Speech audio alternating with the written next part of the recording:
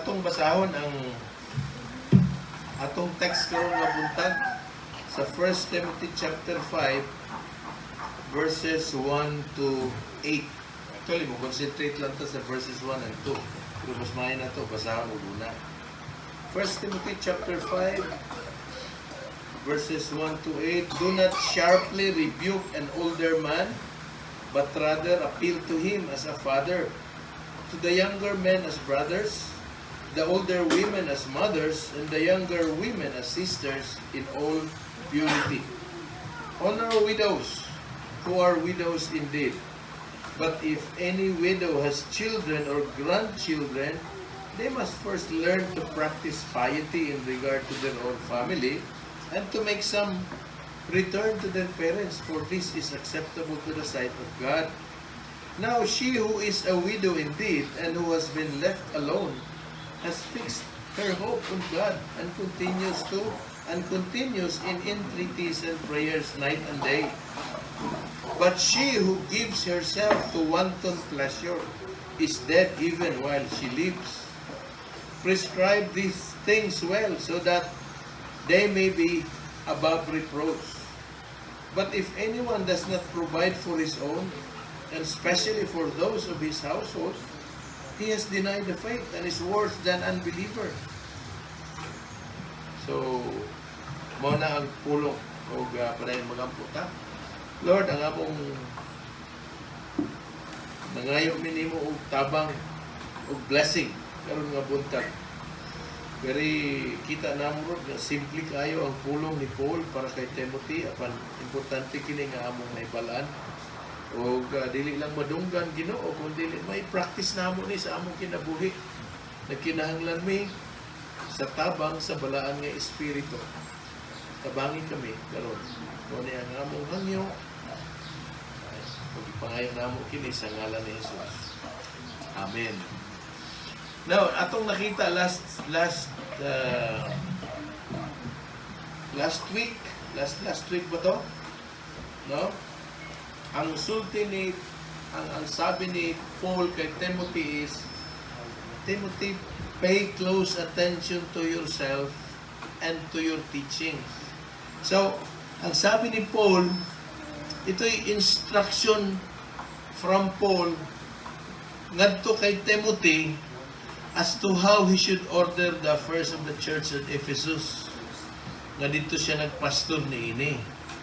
How he is to order the affairs even sa iyang sariling kinabuhi. The affairs of the church and affairs sa iyang personal nga kinabuhi.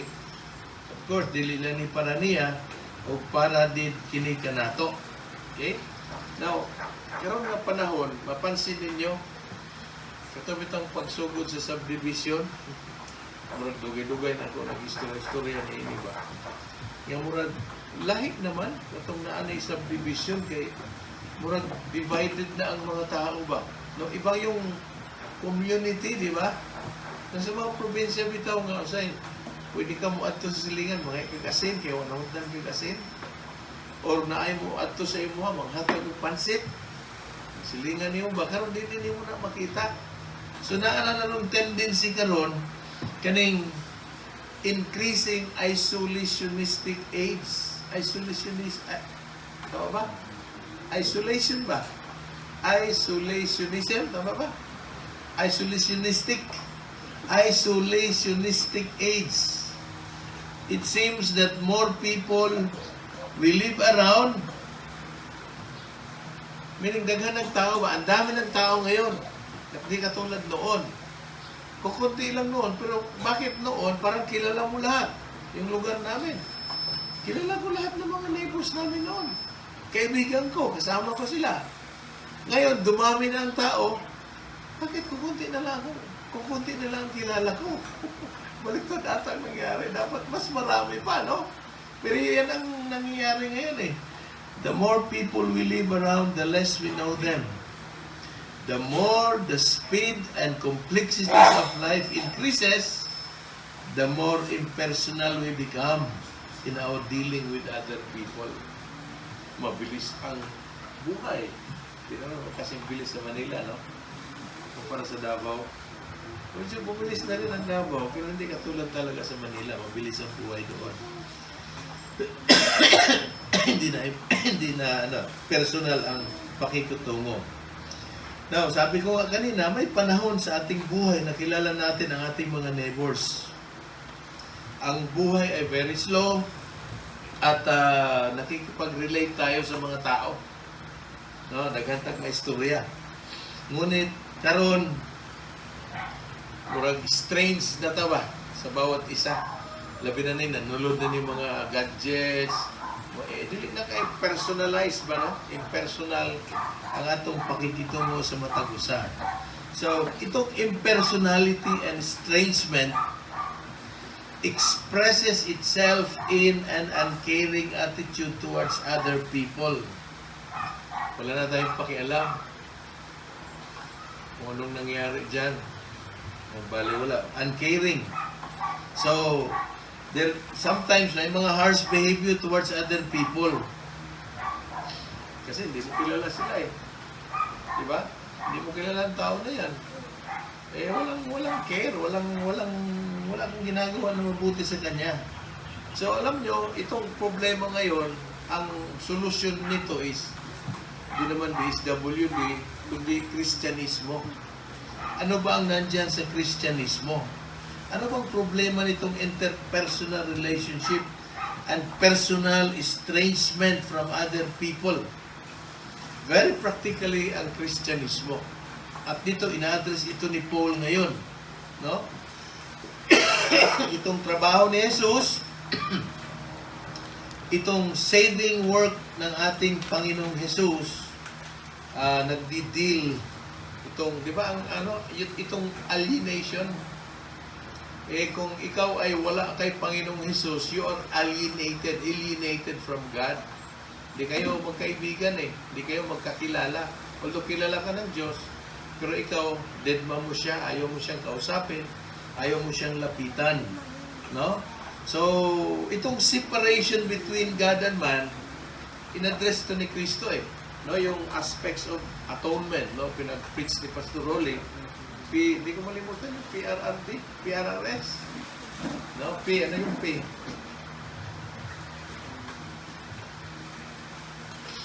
Propitiation, reconciliation, redemption, and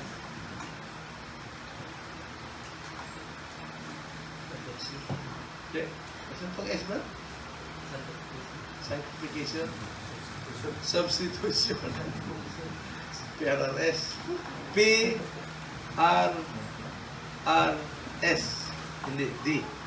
Okay? So ang effect ng Christianity, mao ni ang musulbad, no? Musulbad sa problema about niining isolationism or kaning atong problema karon sa atong panahon. Kung saan pagsulbad niini, atong basahan ang gingon diri sa Matthew 12. Matthew 12, 46 to 50.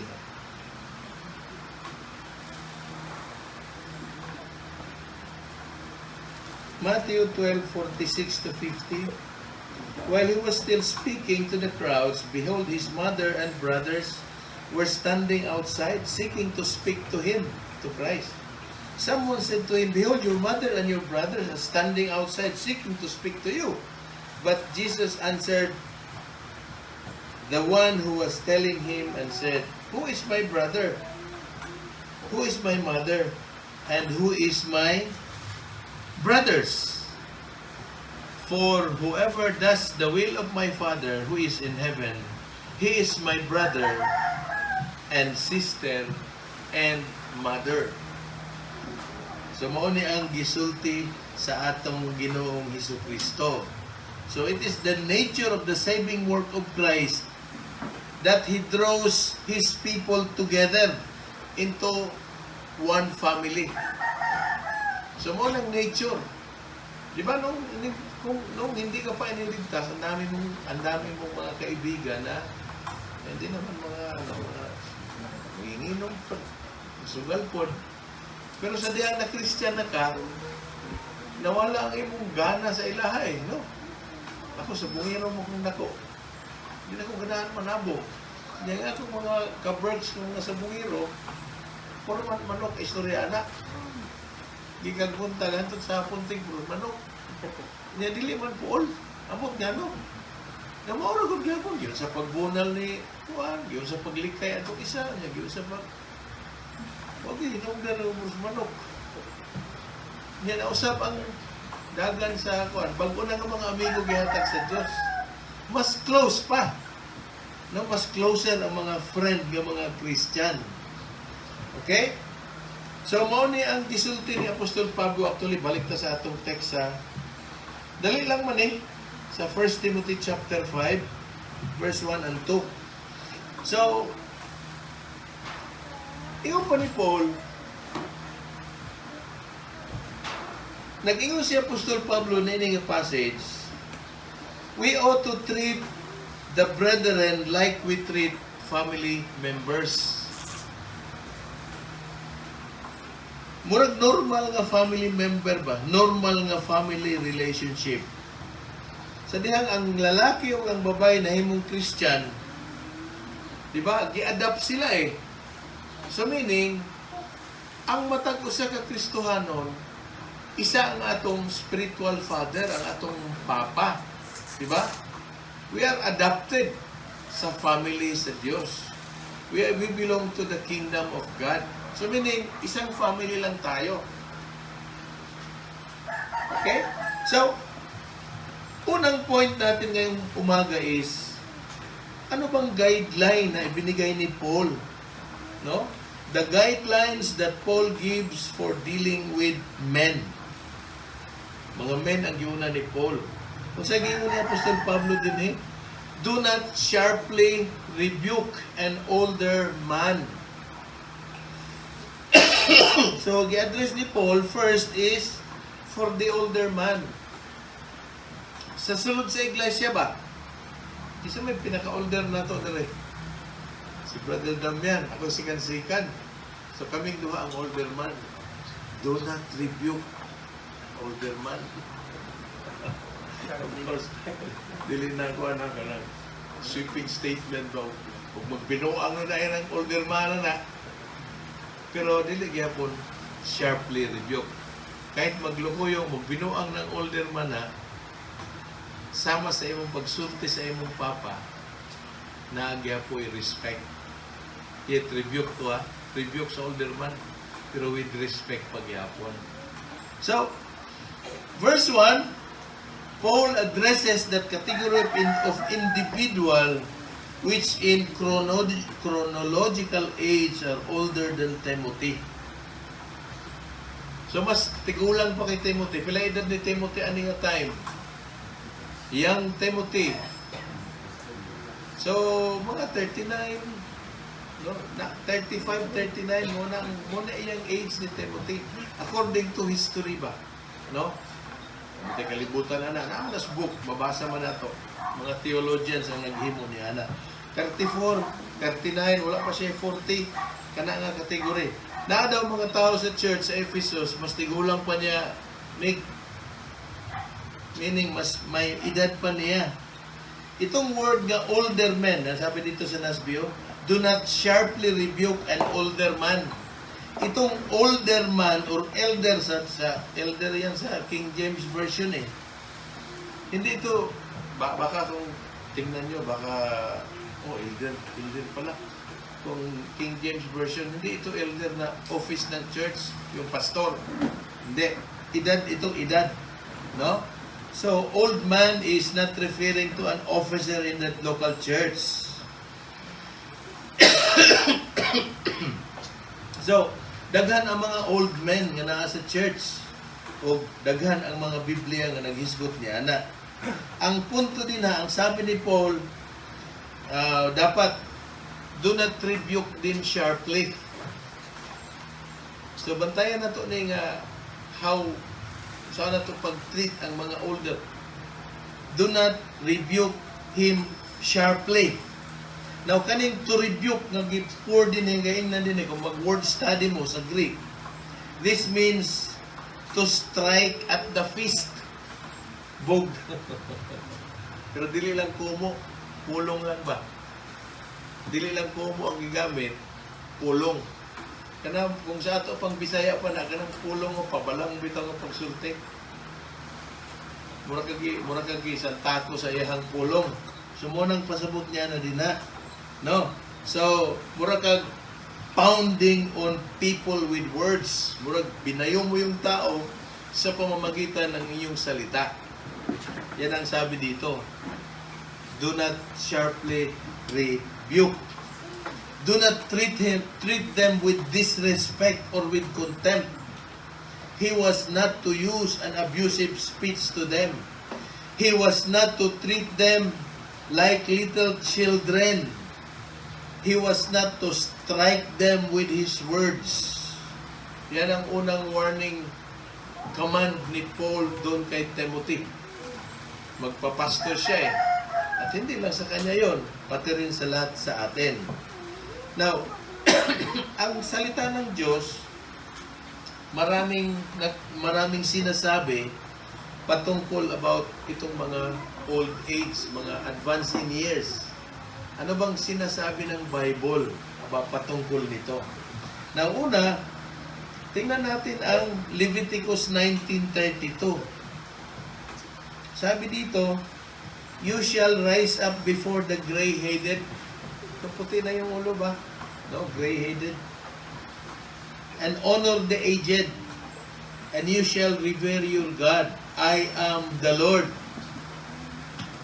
So mo nang sabi, yan ang kultura ng Israel.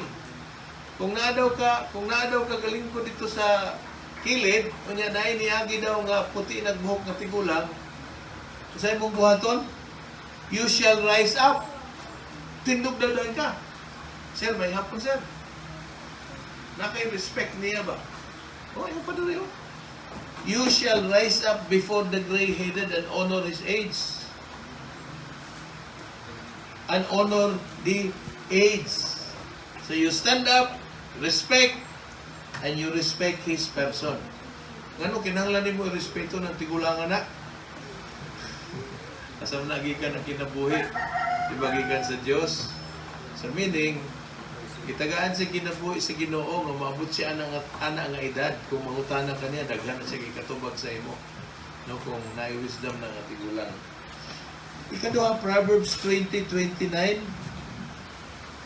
Sa ingon sa Proverbs 20:29, mahitungod sa mga aged nga mga tao, the glory of young men is their strength. The honor of old men is their gray hair.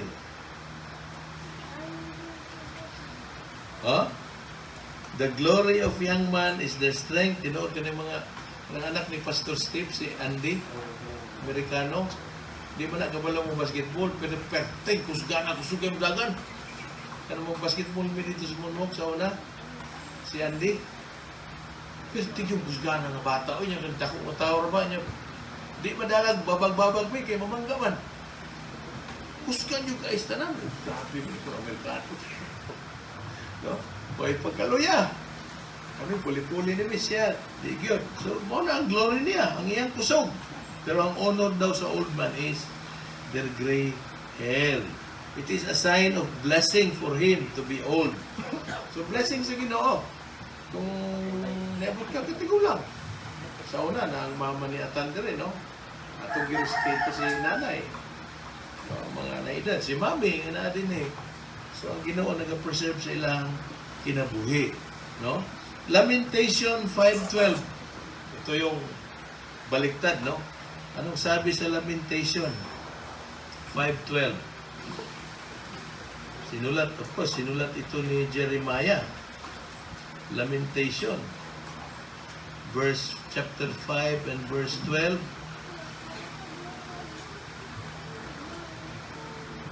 Princes were hanged by their hands. Elders were not respected. Ito yung time na grabe yung atake ng Babylonian sa kanila. At ito yung ginawa. No? So, lamentable talaga itong mga bagay na ito, na itong mga old men were not respected and honored. sa panahon na ito. So, talagang umiiyak si Jeremiah.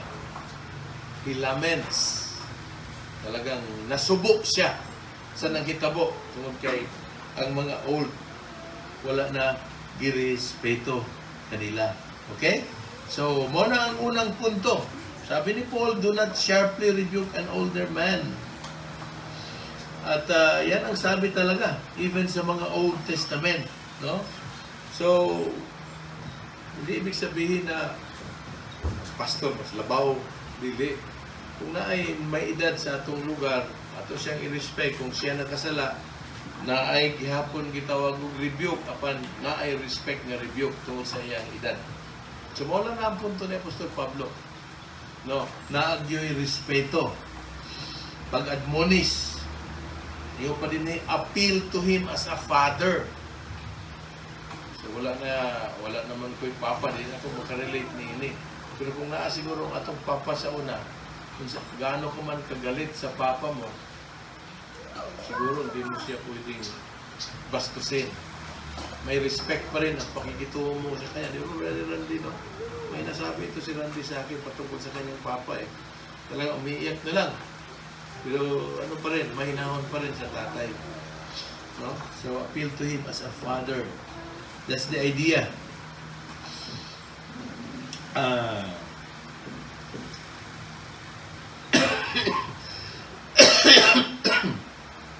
Nahinomdom mo sa time na Elijah, ngagi bugal-bugalan siya sa mga bata. Upo. Elisha ba yun? No, sabi nila lait siya eh. Wala na daw buhok, upo daw. Bald-headed. Wala lang kay ano yun. Siguro. Anong ginawa ng Panginoon? Kinagat sila ng bear. Leon ba to? Kinagat kanang leon. Yung mga bata na yun. Dahil wala silang respeto sa mga bata. No? So, mga bata, no, mga teens, counsel ko sa inyo, pati sa atin, let us not view lightly, no? Do not view lightly disrespect towards an older man.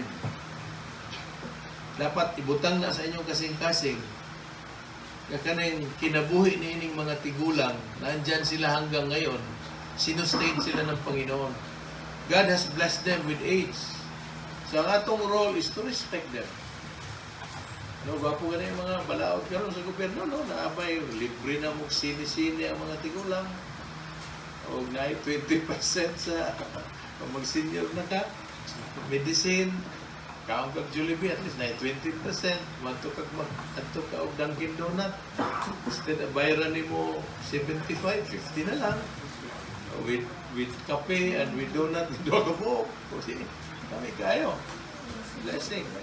Pero, ang punto lang din ha is, bantayan na to, no? Do not view lightly itong disrespect. Pangalawa, di lang sa old. How about sa young men? May mga young din di ba? Ibig sabihin kapantay ni Timothy, no? So, ang treatment daw, balik tayo sa 1 Timothy chapter 5. But rather, rebuke an older man, but rather appeal to him as a father. To the younger men, as brothers. Diba? My family, talaga, no? As brothers. So, ibig sabihin, young men, mas nakakalamang ng edad si Timothy. Murabag si Renz Jr. o kay Miguel o kay Gabriel. Ang treatment daw ni Renz Jr. ngadto sa mga younger as brothers. Mo gyapon sa iglesia. Igsuon, magsuon sa pagtuo.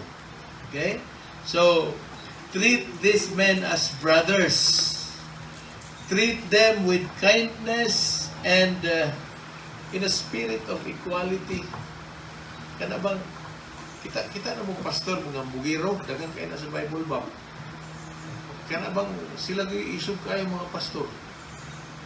Kana bang pwede singkasingkahan nila ng uban ng mga kuwan? Oo, nakakita ko na yung bugiruhan ng pastor. Kana bang murag walay sense of kanang humility bitaw? Sa garang yun nakita na ko. Mga Bible Baptist ng mga pastor. Baptist ka? So, pastor na. Ano na yung pastor? Ito nag-conference na dito sa una. Pero tingong buwan yung pastor eh. Kung siya lahi, siya kinaiya ba? So, nice spirit of equality. No? Igsuon na ni mo sa pamilya. Anak ka mag-treat o igsuon ni mo sa pamilya? Anak ka mag-treat sa imong igsuon? Imo lang si Pao ng imong igsuon? Di ba kinarespeto gihapon nimo siya? No? So, mao gihapon ang atong treatment. Dapat na respect sa matusa bilang pamilya. Mao gyapon ang nahitabo sa pamilya. Sa pamilya gid ba nga imong mga anak, ang mga anak nimo dapat ang treatment kung siya magulang na siya respect sa iyang manghod. Although pwede niya na manikaya sa iyang manghod, pero di man niya hilabta na. Ginabadlong lang. Ayaw anak, dili na maayo. Ingon si daddy, ingon si mami, dili na ipalabtan. Ayaw na hilabtin. Oh. So, natuman po ang younger. Isulti man. Matinumanon mo po siya. No? So, do not despise the little ones. You need to treat them as brothers. So, magsuon sa pamilya sa Diyos. Okay? Tabangan din mo sila kung may problema. O kung may problema si Gabriel o statistics. Doon siya sa iyong papa o sa exon. O, kinsa yung magkatabang dito kaniya. No? So, this is how we treat the older men and the younger men sa iglesia sa Diyos. Simple kayo kini nga mga igsuon. Mao ni ang giingon din ha, no? So, ikatulo, napoy guidelines nga gihatag si Paul dili lang sa mga lalaki. Ang una ay mga lalaki no, older o younger. Sa mga babae po, napoy guidelines si Paul, verse 2. The older women as mothers. Oh, ang treatment daw nato as mothers. And the younger women as sisters ay pakapin in all purity. Kabalo si Paul. Si Timothy, Politao, pwede mabahiran ang iyang pakikitungo ba sa mga younger women. No, pwede mabahiran o lustfulness. Wala ka masayo. In all purity ang ingon ni Apostol Pablo. So don't treat them harshly either. Ang mga older women. Treat them with the same dignity and the same respect that you would give to your own mother. Now, subo nga pala kung ganay mga pamilya karon nga wala respeto sa ilang mga mama. Pero dili ito mao ang example. Ang example is katong matinahuron sa atong mga mama. Mao pud ang imuhang treatment sa mga older women sa church. Isipa nga imo silang mama. No? Ang imong pakikitungo ngadto kaniya na ay pagrespeto. Now, usa ka gwapo kay example din si King Solomon. Kabalo mo kay sa mama ni Solomon? Si Bathsheba. Now, kanina time, grabe ang kanang splendor sa iyang kingdom ba? Grabe ka powerful ni King Solomon. Grabe ka ang yaman talaga niya itong time na to. No? Lahat ng mga surrounding nations nagbabow down sa kanya. Nagbibigay ng tribute sa kanya. Very powerful yung kanyang army. Nako, hindi kayang lusubin. Ngunit anong ginawa ni King Solomon? Buksan natin dito sa 1 Kings 2:19.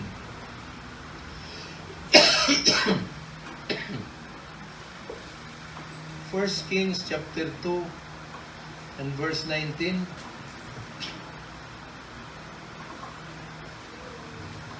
So Bathsheba went to King Solomon to speak to him for Adonijah. And the King Solomon arose to meet her. Anong ginawa niya? Bow before him, sat on his throne, and then he had a throne set for the king's mother, and she sat on his right. Usa ka hari, a very powerful nga king, very affluent king. Pero kita siya siyang mama, sugat niya yung mama, hawa siya sa trono. No. Ano sabi niya, no? The king arose to meet her. Sa una, mga king, panahon ni Esther, maglingkod lang man. So, sa imo toyo, ihatag yung scepter kung okay. Kaya nilihawag si Solomon sa iyang trono. Sugat si siyang mama. And then, bowed before her. Oh. Grabe ang respect, no? Ang courtesy, ang respect sa iyang mama. Ang iyang desire is to please her mother. So, isa lang ka-example how we treat older women also in the church. Of course, dili lang sa church, pati sa atong panimula, sa atong kinabuhi. Labaw na sa iglesia. Okay? So, Proverbs 15:20, a wise son makes a father glad. Oh. A wise son makes a father glad, but a foolish man despised his mother. Foolish daw na. O dili man yung mental aberration nga foolish, pero kanang kabuangan ba? Kalukuhan kung imong i-despise. Kasi ganing Bisaya sa despise? Ikalugutan? Ikapungtan ni mo imong mama? Mo na ang giingon din ha, no? So how should we treat the older women in the congregation? In the same way, King Solomon treated his mother with courtesy, with respect. Mo na dapat ang atong buhaton, no? So children, listen. Do not despise your mother. Sabi ng Bible, buang daw ka. Foolish daw tong nag-despise sa iyang mama. So, muna ang atong pagtulunan, no? So, maybe you have a tendency to despise. Samok mo kayo ni mama, sige. Ngaytang kwarta, di buhatan. Manangita, di busugot. Do not do that. Respect them. No, irespeto ang imong mga mama tungod kay buang ang tawag sa Bible. You are a fool.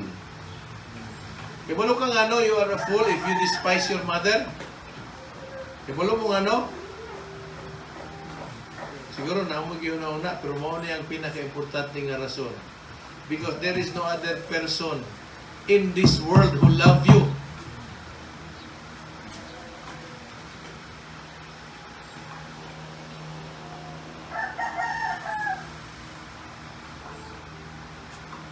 And who cares for you.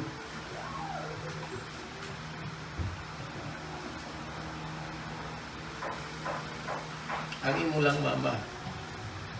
And God will hold you accountable. God will hold you accountable for how you treat your mother. Yun anak ka importante. Honor your mother and honor your father. Very important. Ikatulo, balik last na lang ni sa atong 1 Timothy 5 and verse 2. The younger women as sisters in all purity. So ako nang gingon kanina, si Timothy was an unmarried man. Naay potential sa immorality, di ba? Naay potential. Or na ay potential nga mag-develop nga immorality sa iyang kasing-kasing.